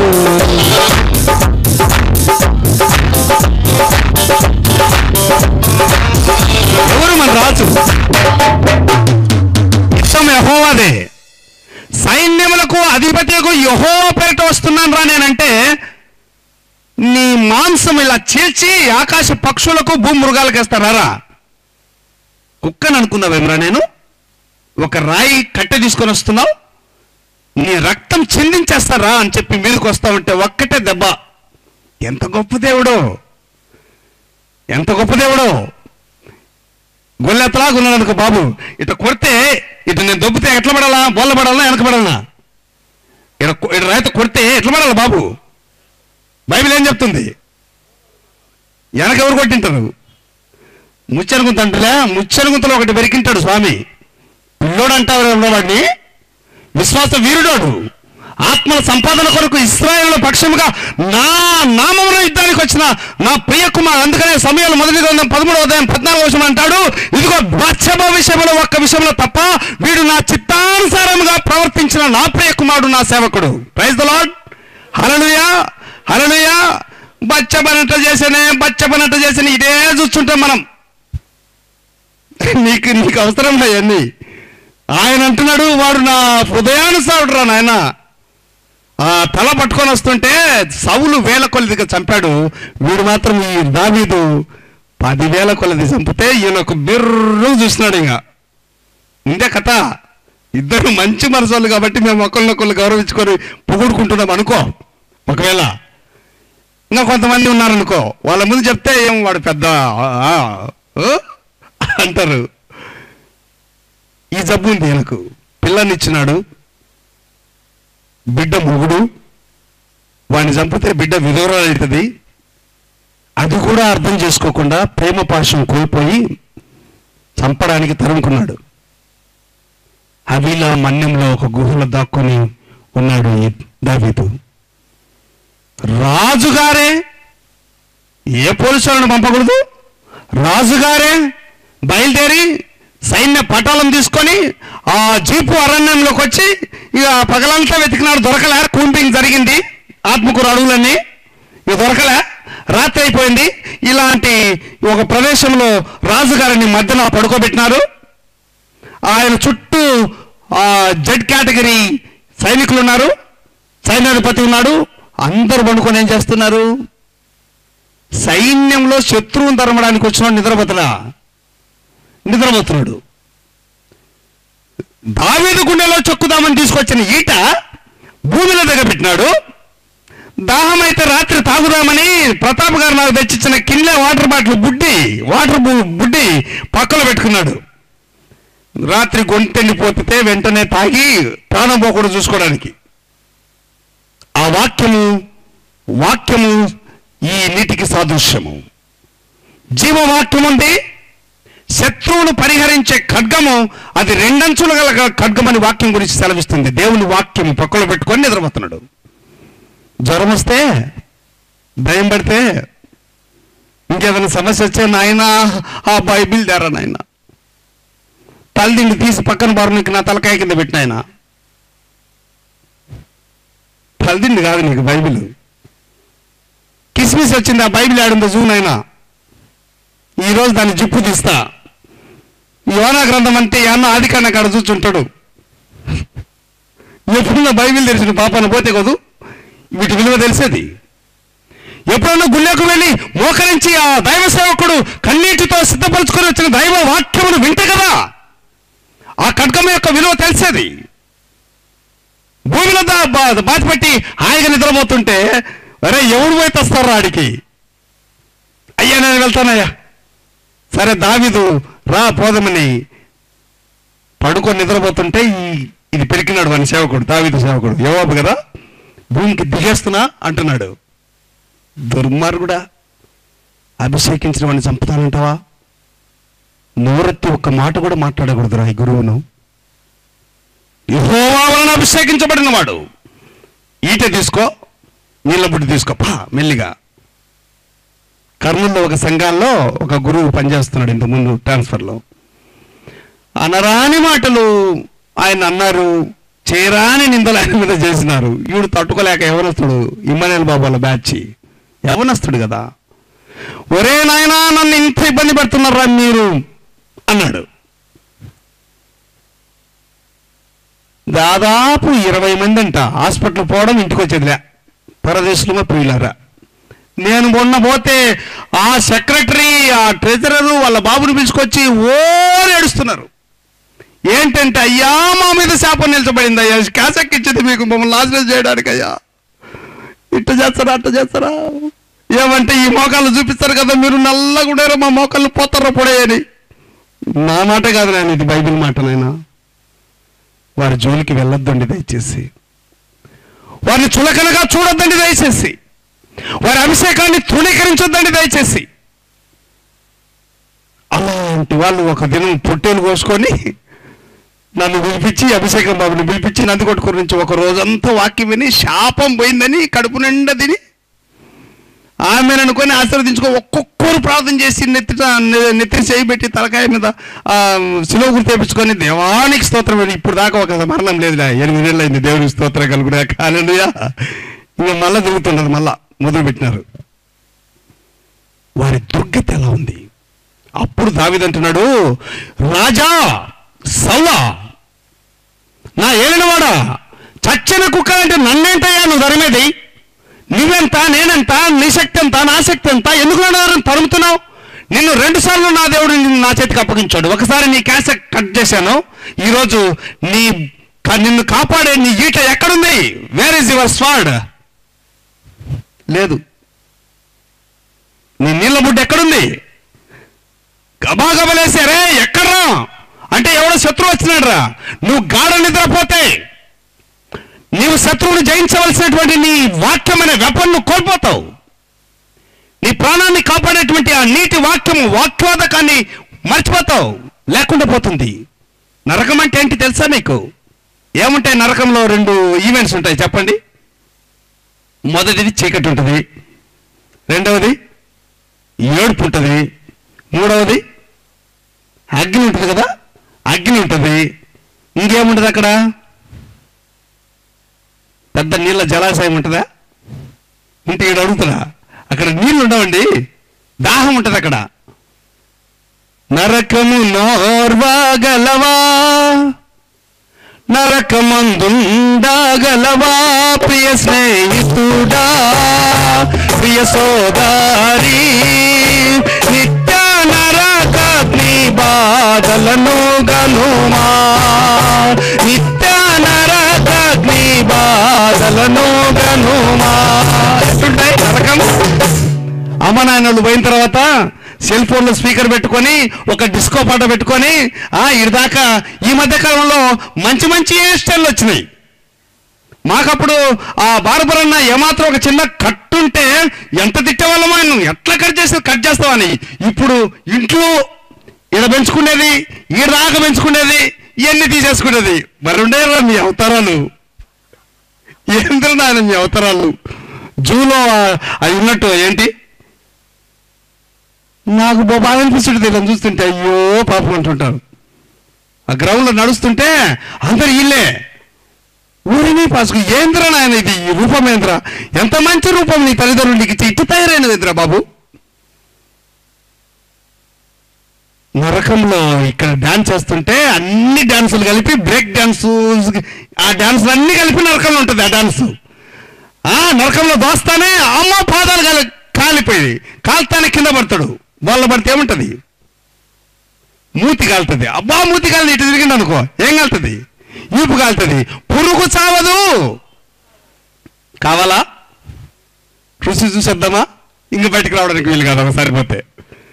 no need of visa, passport. అక్కడికి పోతే చాలు. అక్కడికి పోకుండా ఉండాలంటే ఇక్కడికి రావాలా? అక్కడ రప్పించుకోవాలంటే నువ్వు దేవాలయంలో ఆరాధనలో ఉండాలా? నిద్రపోతే ప్రకటించలేవు, ప్రకటించకపోతే మారుమనసు లేదు, మారుమనసు లేకపోతే ఆత్మలు సంపాదన లేదు. నిద్రపోయి ఓడ దిగువ భాగం మనకు పోయి పండుకొని గాఢ నిద్రపోయి ఉండెను. చేయవలసిన పని చేయకపోతే పెద్ద మనిషిగా, సంఘనాయకుడిగా, గురువులయ్యగా, సంఘ కాపరిగా, సేవకుడిగా, సేవకురాలిగా దేవుని పని చేయవలసిన పని నీకుంది. నువ్వు చేయకపోతే దేవుని మయంపరచలేము, పని చేయకపోతే దేవుని బిడ్డగా జీవించలేము. అందుకే ఆ గొప్ప తుఫాను రేపగా అందరూ లేనరా ప్రార్థన చేసుకొని రా. ఓడ అమరమున పడుకొని నిద్రపోతున్నాడు. వీడు అడుగులోకి వెళ్ళిపోయి ఈ ఓడ నావికుడు వచ్చి ఈడు యూజ్లెస్ ఫలో ఉన్నట్టు కుదరాయుడు. ఇంతలా ఉపద్రవం వస్తే, ఓడ అతలాకుతలమైపోతుంటే ఈడేం మనిషి రాయుడు? నిద్ర ఎట్లా వస్తుంది దీనికి? అయ్యో నిద్రపోతున్నాడా? అల్లా కల్లోలముగా సముద్రము అల్లాలాడునప్పుడు చల్లా గడపై నీ మెల్లనా నిదురావోయి ఎలాంటి వాడో కానీ యేసుని ఏమని వివరింతును గాలివానా యేసుని గద్దింపునకు చాలా భయపడి అనగేను. ఎలాంటి వాడు పైన సముద్రాన్ని అంచగలిగిన వాడు, సముద్రం మీదకి తుఫాను తీసుకురాగలిగిన వాడు. మీరు గమనించండి, మన కుటుంబంలో శ్రమ ఉందంటే, నీ కుటుంబంలో వేదన ఉందంటే, నీ జీవితంలో కన్నీరు ఉందంటే, నీకు రోగం వచ్చిందంటే, నీకు అసమాధానం ఉందంటే ఎవడో కాదు కారణం. దేవుడు చెప్పు, ప్రార్థన చేయండి బాబా నా కొరకు ప్రార్థన చేయటం లేదంటుంటారు కొంతమంది. నువ్వు చేసుకోవద్దు. ఏమన్నా ఒక దశభాగం 5 రూపాయలు పంపితే నీకు ఒక కార్డు పంపిది అనుకున్నావా? అబ్బా నా కార్డు వచ్చింది ఆయన, నీకు దశభాగం నీకేనాయన, ఈడ ఆకలితో చావాలా? సత్యపురుష దేవుడు, బాప్తిసం ఇచ్చే దేవుడు, చచ్చిన తర్వాత భూమి ఉన్నంత వరకు వర్ధంతులు చేసే దేవుడు, నీకు సువార్త ప్రకటించే దేవుడు, నీ పంట పండాలని, నీ గర్భం ఫలించాలని ప్రార్థన చేసే దేవుడు, నిన్ను కన్న తల్లికి ఆకలితో అలమటింప చేస్తూ పక్కింటి తల్లికి బిర్యానీ పెడతానంటావా? ఏంటి నీ విశ్వాసం? What is the relation to you and other ministries? You are the children of SPG church, which is the mother church in the India. భారతదేశంలో మొట్టమొదటి సంఘం. బయట పెట్టుకోలేక కాదు, వచ్చే సంవత్సరం నేను కూడా కారులో వస్తా. రావాలంటే పెద్ద పని కాదు. ఇది ముఖ్యం. మీరు నాకు ముఖ్యం, రక్షణ లేని వారు నాకు ముఖ్యం. ప్రభు సమాజంలో ప్రతి ఒక్కరిని చేర్చాలనేటువంటి దృక్పథం ముఖ్యం వీళ్ళకు. కాబట్టి ప్రియులారా, నువ్వు వెళ్ళయ్యా అంటే యేసయ్య పరీక్షించడానికి నిద్రపోతున్నాడు, యోనా గారు పారిపోవడానికి నిద్రపోతున్నాడు. చూసారా? పారిపోదామా, తప్పించుకుంటామా? అప్పుడు వచ్చి ఓడనాయకుడు ఏమంటున్నాడు? ఓయ్ స్లీపర్, యూ ఫూల్. ఇంగ్లీష్ బైబిల్లో నిద్రపోతా. పోతులు ఉంటాయా మనుషుల్లో? ఏమండి పావులు పడదు చెప్పాలా? పోతులు ఉన్నాయా? నిద్రపోతంట. మీకు తెలిసిన పోతులు ఉంటే చెప్పండి. ఇంకా నాకు తెలిసిన పోతులు చెప్తా. ముందు బర్రెలలో ఒక పోతుంటది, ఆ దున్నపోతు. ఎద్దుల్లో ఒక పోతుంటది, ఆంబోతు లేకపోతే ఎనబోతు. ఇంకా మేకపోతుంటది, సర్పాలలో ఒక పోతుంటది, జరిపోతూ చెప్తున్నా, జరిపోతూ. సీరపోతులు ఈ పుల్లెపుల్ల పూర్వకాలం, ఎందుకంటే రోజు స్నానం చేయరు కాబట్టి తలలో సీరపోతులు అంటే పేర్లు అనమాట. ఈ పోతులు మనకు తెలుసు. కానీ ఇక్కడ ఇంకో పోతు కనపడుతున్నాడు. వాడు ఏం పోతాడు? నిద్రపోతూ. ఎందాక పండుకొని నిద్రపోతావు? నిద్రపోతా. అన్నములో చేయి కలుపుకొని దాన్ని నోటి దగ్గర పెట్టుకోవడానికి ఆయాసపడతావు కదరా అని బైబిల్ గ్రంథం చెప్తోంది. సామెతల గ్రంథంలో చెప్తాడు, సోమరి చీమ తనకంటే 52 రెట్ల బరువును మోసుకుపోతుంది. యేసయ్య 80 కేజీలుంటే 85 కేజీలు, 150 కేజీల సిలువను మోసాడు. నువ్వు మాత్రం చిన్న కష్టాన్ని మోయలేవు. నీ భార్య శ్రమలు మోయలేవు. నీ పిల్లల రక్షణ భారం మోయలేవు. వాళ్ళ కొరకు ప్రార్థించలేవు. ఈరోజు జ్ఞాపకం చేసుకో, how you are being as a Christian believer. ఎట్లా జీవిస్తున్నావు? నిద్రపోతుంటే ఓయ్ నిద్రపోతా. ఇంకా ఏమేమి తెచ్చుంటాడు అండి, ఊరికే రాసినాడు ఒక మాటే. నిద్రపోతే నిద్ర ఎట్లా వస్తుందా నీకు? ఏం పనిది? ఇదిగో సముద్రం అల్లకల్లోలం అవుతుంటే నిద్రపోతావా? నీకేమొచ్చిందిరా? పోయే కాలం రాయలేడు, నీకేమొచ్చింది అన్నాడు. అంటేమి? ఏమన్నాయన నీవు లేచి నీ దేవుని ప్రార్థించుము. 4వ వచనంలోకి వస్తాం. 5వ వచనంలోకి మిగిలిన వాళ్ళందరి దగ్గరకు వచ్చి, భయపడి ప్రతివాడును తన దేవతను ప్రార్థించి. ఇక్కడ ఈ దగ్గరకు వచ్చేసరికి నీ దేవుని ప్రార్థించు. దేవత వేరు, దేవుడు వేరు. ఇది మీరు జ్ఞాపకం చేసుకోవాలా. దేవత వేరు, దేవుడు వేరు. ఎంతో మంది దేవతలు ఉన్నారు. దొంగలు రాకుండా కాపాడడానికి ఒక దేవత ఉంటుంది నా ఇంట్లో. దాన్ని రాత్రిపూట ఇడిస్తే ఆ ఇంటి పరిసరాలకి ఎవరిని రానేది. అబ్బా నా కుక్క దేవతరా, నేను మడుకొని నిద్రపోతుంటే హాయిగా దాని పని తాను చేస్తుందిరా కుక్క. భైరవ దేవత నాయన, అబ్బబ్బబ్బా దాన్ని మించింది లేదు దేవత. ఇంకా ఆ ప్రకారం. కానీ ఇక్కడ అంటున్నాడు, నిద్రపోతా లేచి నీ దేవుని ప్రార్థించురా, లేచి వెళ్ళి ప్రకటించురా అంటే పండుకొని నిద్రపోతున్నావు. ఈయన చెప్తున్నాడు ఒక అన్యుడు లేచి నిద్రపోతా లేరా, లేచి ప్రార్థన చేయరా. మనము చావకుండా దేవుడు మన ఎందుకు కనికరించునేమో అనను. ఇక్కడనేమో రక్షించమని నిద్ర లేపుతున్నారు యేసుస్వామి దగ్గరికి వచ్చి కదా. చింత లేదా ఏమయ్యా, బోధ కూడా నశించి పోవుచున్నాము, ఎంతో వేదన పడితేనే కాపాడు మాటంచులే పిరి శిష్యులు. ఎంత వేదన పడుతున్నామయ్యా, అల్లకల్లోలమైపోతుందయ్యా సముద్రం. చింత లేదా యేసయ్యా నీకు, పడుకొని నిద్రపోతావయ్యా. ఈ తుఫాన్లో ఎట్ట నిద్ర వస్తుందయ్యా నీకు? గాలి తుఫాను వర్షం వస్తుంటే నువ్వు నిద్రపోతున్నావే. 121 కీర్తన చెప్తుంది నువ్వు నిద్రపోవు కొనకో నిద్రపోవు అని. నీకు ఎట్ట నిద్ర వస్తుంది స్వామి? చింత లేదా మేము చచ్చిపోతా ఉంటే ప్రభు కాపాడమని లేపితే, దిగ్గున ప్రభువు లేచి యాగాలిని గద్దించిన వెంటనే తగ్గి నిమ్మాలించెను, సమస్తము సతుడిగి పోయెను. లేచి దిక్కున లేచి, సముద్రమా ఆగిపో, గాలి నిమ్మలమైపో, నా శిష్యులు నశించడానికి నాకు ఇష్టం లేదు. నన్ను ఆశ్రయించిన వారు ఇప్పటిదాకా యేసును ఆశ్రయించకుండా ఓడ తేలిక చేశారు, లంగరు వేశారు, కొట్టుకొని పోవడానికి ఎంతో ప్రయత్నం చేశారు. కానీ నీళ్ళన్నీ పడుతుంటే బయటికి గెంటి వేశారు. వీలుగాల చివరికి యేసు ధనులో ఉన్నాడని గుర్తించారు. ఈ రాత్రి నిన్ను కాపాడడానికి, నీ సత్యమని బిడ్డలను కాపాడడానికి, నీ కుటుంబం అనే ధోనిలో యేసయ్య ఉన్నాడని గుర్తించు. హల్లెలూయా, ఆమేన్. దేవుని స్తోత్రం కలుగును గాక. ఆ ప్రభువును గుర్తించారు లేపుతాం మా రక్షణ కొరకు అన్నోళ్ళంత గట్టిగా హల్లెలూయా చెప్పండి. హల్లెలూయా. చాలు దేవునికి స్తోత్రం. అయ్యా నశించబోతున్నామయ్యా ఈ పాప భారంలో.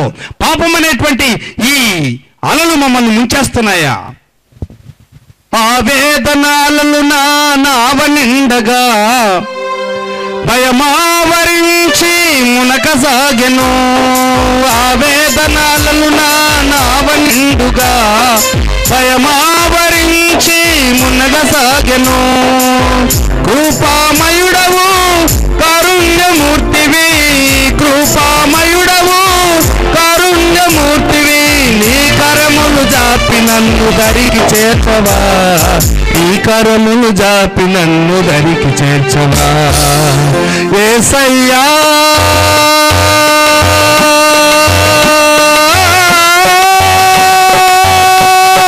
యేసయ్యా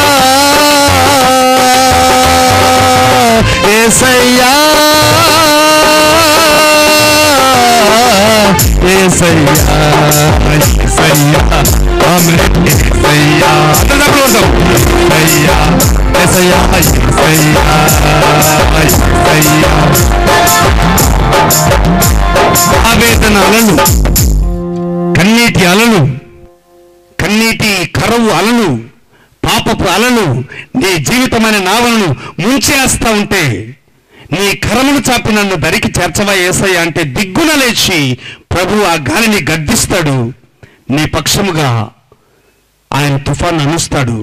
కానీ ఆయన మాట వినకపోతే నీ కొరకై తుఫాను పుట్టిస్తాడు. అర్థమవుతుందా? ఆయన మాట విననిది యోనా కొరకు తుఫాను పుట్టిస్తే లేచి ఓడ అమరము ఆ దగ్గరకు వచ్చి చూస్తే ఇంకేముంది, సముద్రం ఉప్పొంగుతుంది, తప్పించుకునే ఛాన్సే లేదు. అర్థమైపోయింది. అయ్యయ్యో, ఎవరిని బట్టి ఇంత కీడు వచ్చిందో తెలుసుకుందాం, చీటేద్దాం. ఎవరి మీదకి వచ్చింది? యోనా మీదకి వచ్చింది. అప్పుడు వాళ్ళు అతన్ని చూసి, ఎవరిని బట్టి ఈ కీడు మాకు సంభవించను? What is your business? What is you? Where are you come from you? నీ దేశం ఏది? నీ జనం ఎవరు? నువ్వు ఎక్కడికి వెళ్తున్నావు? నీ సంగతి అంతా మాకు తెలియజేయమని ఆరాధిస్తున్నారు. అందుకు వారితో ఇట్లనను, నేను హెబ్రీయుడను. ఎవరు హెబ్రీయులు? అబ్రహాము సంతానాన్ని హెబ్రీయులు అంటారు. నేను హెబ్రీయుడిని చెప్పుకోవడానికి సిగ్గుండాలా? నేను క్రైస్తవుని. రక్షకుడు దయించిన డట్ట అంటుంటాడు. క్రిస్మస్ వచ్చిందంటే యాన్నో ఉంటాడు బస్టాండ్లో. ఏడ్రయ్యుడు ఇంకా గుడికి టైం మీద రాలేదంటే అరుణుడు బొమ్మ తెచ్చుకుపోంటే, రారా పెద్దవాళ్ళ చిన్నోడు ఎత్తకరారా. క్రైస్తవుడు. బాబు గారు వచ్చి, మంచిది కదన్నా, నువ్వు గుడికి వస్తే నాకు కూడా మేలు కదన్నా, నీ ఆత్మకు మంచిది కదన్నా, గుడికి రానంటే, మళ్ళీ నువ్వు ఎప్పుడు వచ్చా చెప్పన్నాడు.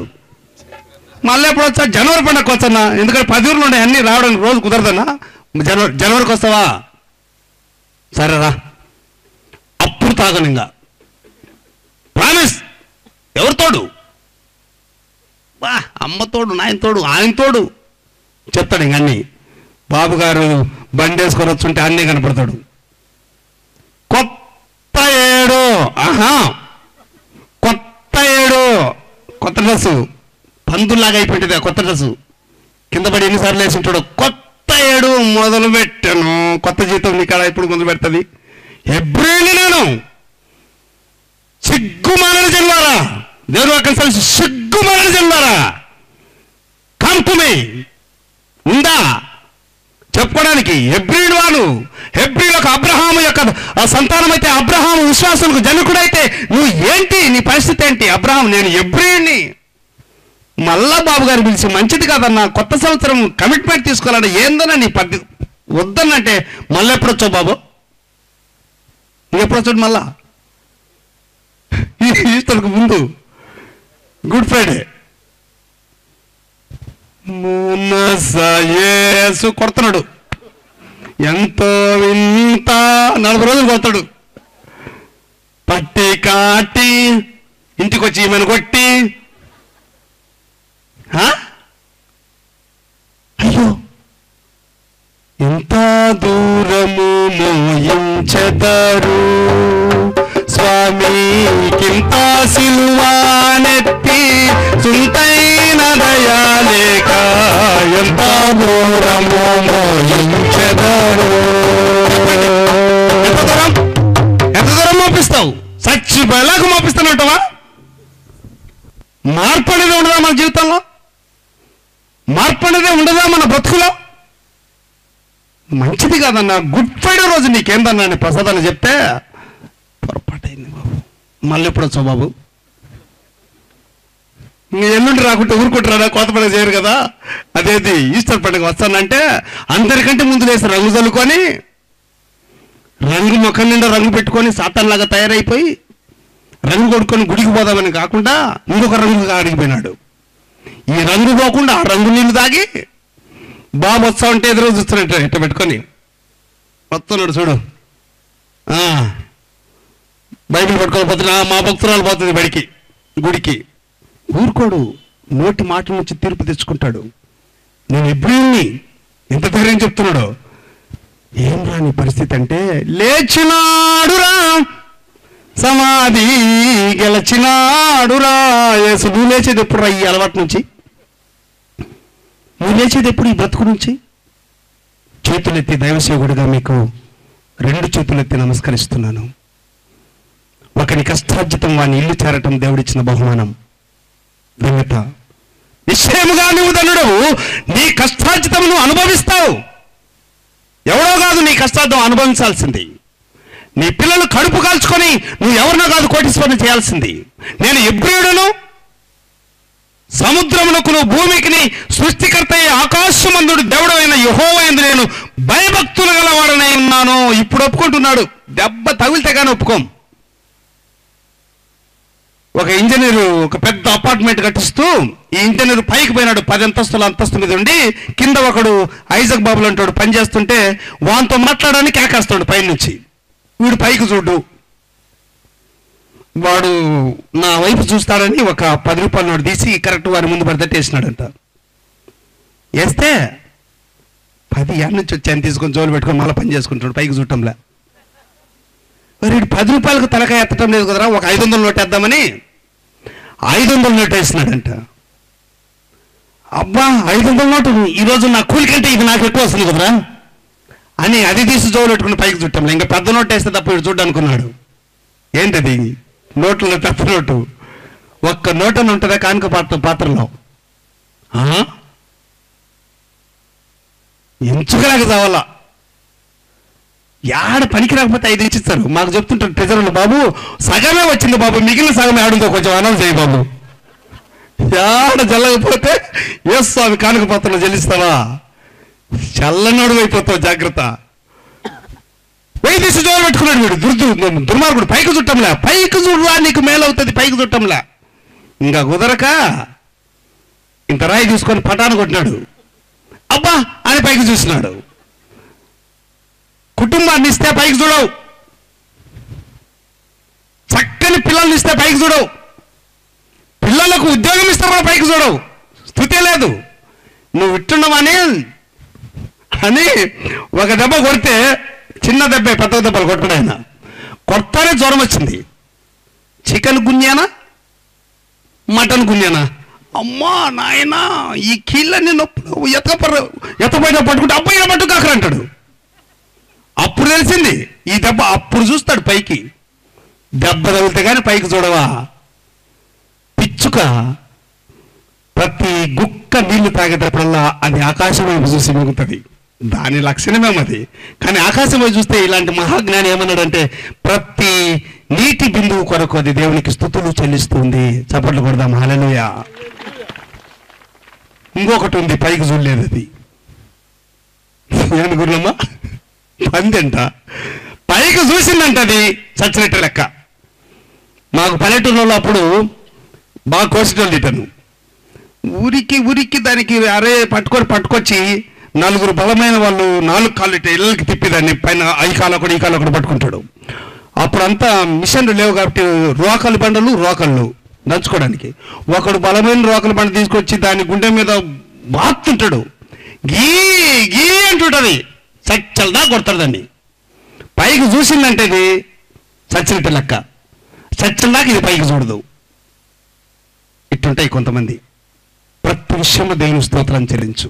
ఇప్పుడు దెబ్బ తగిలిన తర్వాత తుఫానుతో అల్లకల్లోలం అయిపోతుంటే, యెహోవా ఎవరంటే భూమిని ఆకాశం సృష్టించిన సృష్టికర్త, ఆయన యందు నేను భయభక్తులు గలవాడిని ఉన్నాను. భయభక్తులు కలిగి ఉంటే ఆయన సన్నిధి నుంచి పారిపోతావా? ఇప్పుడు చెప్తున్నాడు వాస్తవం.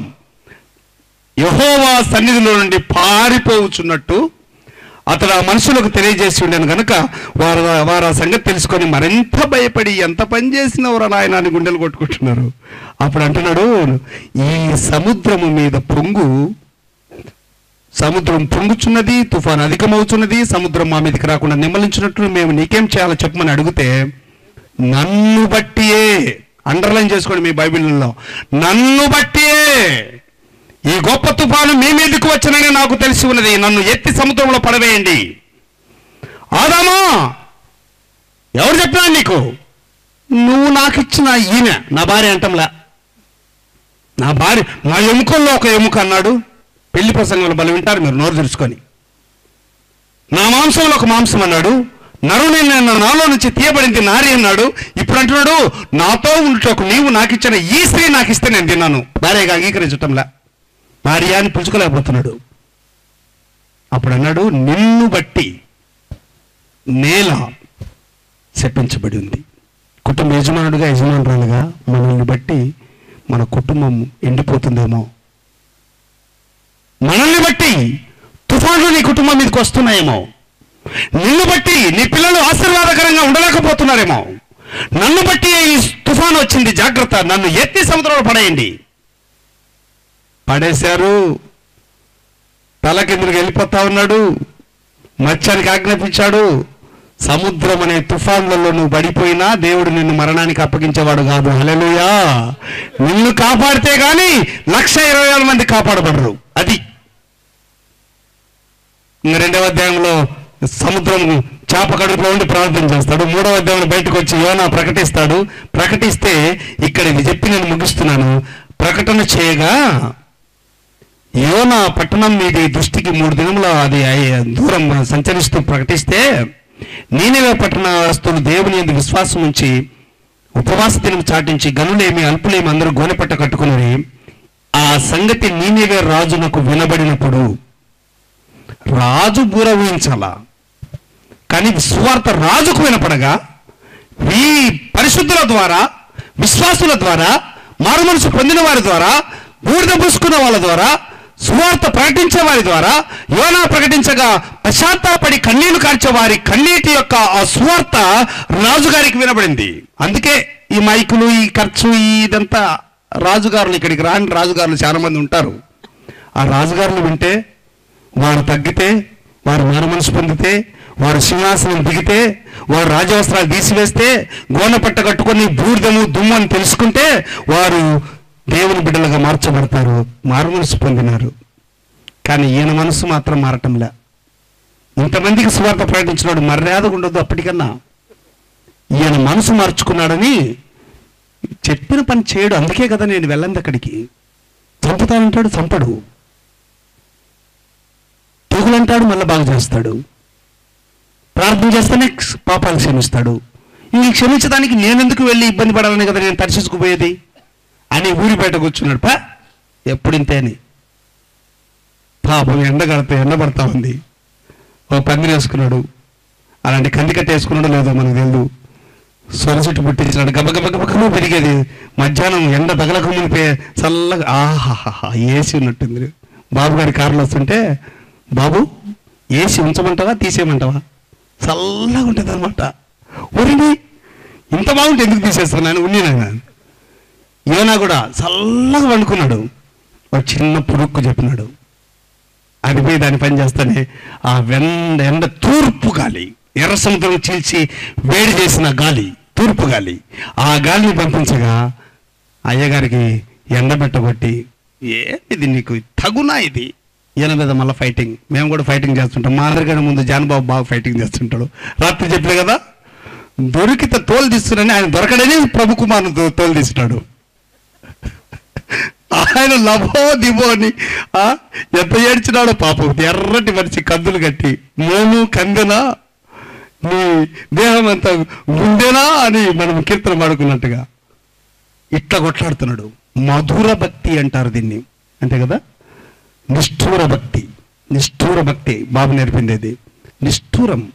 నువ్వు ఇట్లా చేస్తావు నాకు తెలుసా అంటే, ఆఫ్టరాల్ ఒక సొర చెట్టు నువ్వు నాటలేదు, నువ్వు దానికి పాది చేయలేదు, దానికి నీళ్లు పోయలేదు, దానికి పెస్టిసైడ్ కొట్టలేదు, దాని విషయం ఇంత బాధపడుతున్నావే. కుడి ఎడమలు తిరిగి 1,20,000 మంది కంటే ఎక్కువైనటువంటి నా జనులను నేను చంపేస్తానా? నీ పని ఏంది? Go and preach the gospel in to the world. ప్రపంచంలోకి వెళ్ళి సువార్త ప్రకటించు. వాళ్ళని చంపాలనా లేదా నా పరిస్థితి. వారు మారు మనసు పోతే నేను వాళ్ళని రక్షిస్తాను. హల్లెలూయా. ఇది మారు మనసు దినమండి. ఈరోజు చివరి దినమండి. దేవుడు నిన్ను దర్శిస్తున్నాడండి. దేవుడు నిన్ను చూస్తున్నాడండి. ఆ యేసయ్య నిన్ను ఏం చూస్తాడు? ఆయన నీలో మరి ఒక గొప్పవాడిని చూస్తుంటాడు. నువ్వు అనుకుంటుంటావు నీలో తప్పులు చూస్తుంటారు మిగిలిన వాళ్ళు. ఉదాహరణకు యేసేపుని తీసుకోండి. వాళ్ళ నాన్నగారు యేసేపుని చూసి వీడు ఎంత మంచి కుమారుడు అని భావించినాడు. వాళ్ళ అన్నోళ్ళు చూసి వీడు కలలు కనేటోడు వస్తున్నాడు ఈయన చంపేద్దామని భావించినారు. కొనుక్కున్నటువంటి యాత్రికులు వీడు ఒక మంచి బానిసగా ఉంటాడని భావించారు. పోతిఫరు ఏలంలో కొనుక్కొని వీడు ఒక మంచి సేవకుడని భావించాడు. పోతిఫరు భార్య వీడిని చూసి వీడు ఒక అందమైనటువంటి ప్రియుడుగా ఉండగలడని భావించింది. జైల్లో పెట్టిస్తే జైలు అధికారి, జైలరు వీడు ఒక ఖైదీ అని చెప్పి గుర్తించాడు. కానీ యేసుస్వామి మాత్రమే వాడు ఐగుప్తుకు కాబోయే ప్రధానమంత్రి అని గుర్తించాడు. హల్లెలూయా. చప్పట్లు కొట్టు. నీలో వాడు కదా, ఈడు కదా, వాడు అలా కదా, ఈడిలా కదా, ఈమెంతే కదా, ఆమెంతే కదా అంటుంటారు. కానీ నీలో దేవుని కార్యం ఐగుప్తుకు ప్రధానిని చేయడానికి దేవుడు నిన్ను గుర్తిస్తున్నాడు. ఆమెన్. అందరికంటే చెప్పండి ఆమెన్ అండి. దేవా, యోనా లేచాడు, ఈరోజు నేను లేస్తున్నాను. పాపం అనేటువంటి ఈ లోకంలో నేను కృంగిపోతుండగా మత్స్య రూపంలో నన్ను కాపాడావు. 3 దినాలు యోనా మత్స్యగర్భంలో ఉన్నట్లుగా నువ్వు భూగర్భంలో ఉండి నా కొరకు నువ్వు సువార్తను తీసుకొచ్చావు. శ్రమలు భరించావు, కన్నీళ్లు భరించావు, వేదన పొందుకున్నావు, నీ రక్తంతో నన్ను రక్షించుకున్నావు దేవా. ఇదిగో ఈ క్షణమే నేను నీ పాదముల దగ్గర పడి ప్రార్థిస్తున్నాను దేవా, నన్ను క్షమించు తండ్రి, పాపినైనా నన్ను కరుణించు ప్రభు అని ఒక చిన్న ప్రార్థన చేస్తే చాలు. యోనాను పంపించిన దేవుడు మమ్మల్ని పంపించి నీనేవలో ప్రకటించిన సువార్త ఈ 3 దినాలు మేము ప్రకటించాం. యోనా నీనేవే పట్టణస్థులు మారుమనసు పొందారు, ఉగ్రత నుంచి తప్పించుకున్నారు. మరి మన పరిస్థితి ఏంటి? తప్పించుకుని ప్రభు బిడ్డలుగా ఉందామా? అదే దేవుడి నుంచి కోరుకుంటున్నాడు. ఆయన బిడ్డలుగా ఉండడానికి ప్రభు మన కృప అనుగ్రహించును గాక. ఆమేన్. తనలో ఉంచి చిన్న ప్రార్థన చేసుకుందాం. యేసు, జీవం గల దేవా,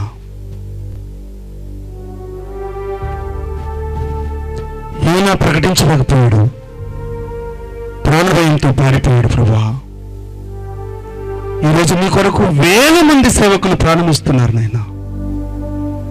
నీ సువార్తను మోసుకొచ్చి ప్రభువా ఉత్తరప్రదేశ్లో దేవా మానభంగాలకు గురవుతున్నారు.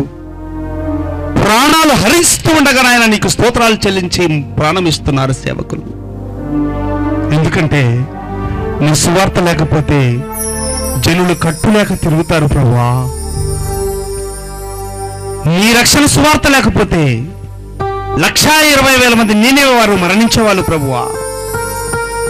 నన్ను నువ్వు ప్రేమిస్తున్నావు, కృపాసర్కములు గల దేవుడుగా ఉన్నావు ప్రభువా. తలలు వంచిన నా ప్రియ సహోదరి సహోదరులు మీరు దర్శించండి. వారి పాపముల విషయమై పశ్చాత్తాపడుతుండగా స్వామి,